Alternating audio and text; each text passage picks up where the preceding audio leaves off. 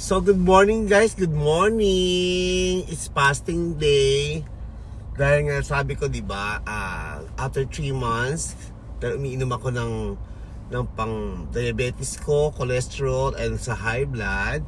So ngayon ay matatapos na ang 3 months. So magpapa-general cleaning ulit ako para check up para sa aking kalusugan. Titingnan ko kung may pagbabago ba ang naganap. Dahil sa 3 months na yon, ako yung nag-fasting. Tinunod ko ang mga doktor, nag-jogging ako, iniwasan ko yung mga sugar. So let's see guys kung ano mangyayari ngayon. Kung nagbago nga ba ang aking pagpa-fasting, ganon. Pagda-diet, ganon.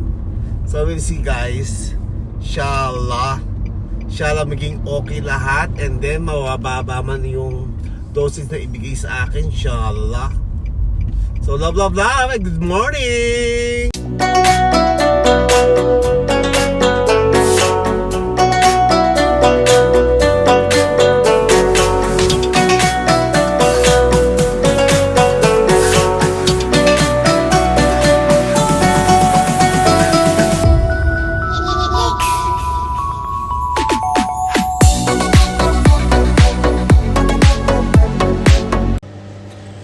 So ayun na nga guys, pagkatapos ko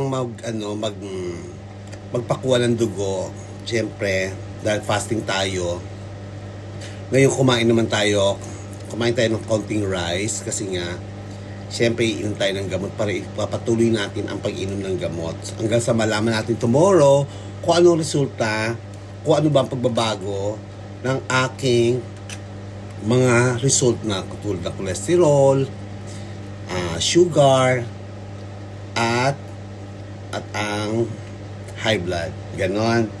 So ayun nga guys, kumakain ako ngayon pero konting rice lang actually, hindi ko inuubos to, konti lang, moderation ba, dahil inom ako ng gamot, dahil hindi ako kumain talaga maghapon ay magdamag, dahil sabi kasi 8 hours to 11 hours ang fasting.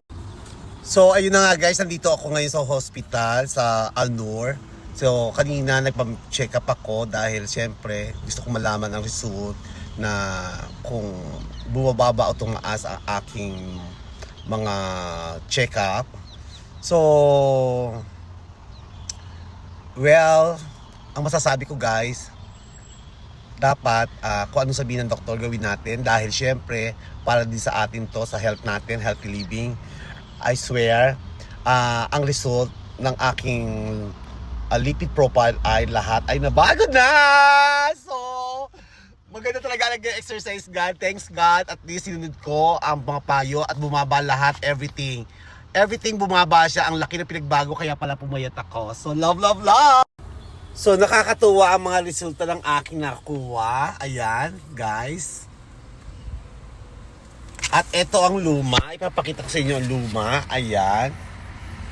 So, alam nyo guys na tama ang sabi ng mga doktor na kailangan once na nagpa-lipid profile ka at lahat ng sasabihin nila, gawin mo para ikaw ay ligtas at healthy.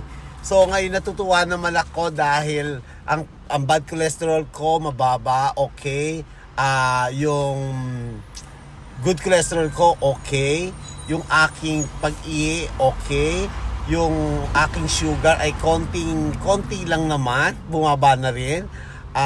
Everything bumaba siya at naging normal. So ngayon guys ay pupunta ako at babalik ako ng 5 o'clock, ay 5:30 o 6 o'clock kasi darating ang doktor ko para tingnan naman ang iinumin kong gamot. So thanks God, love.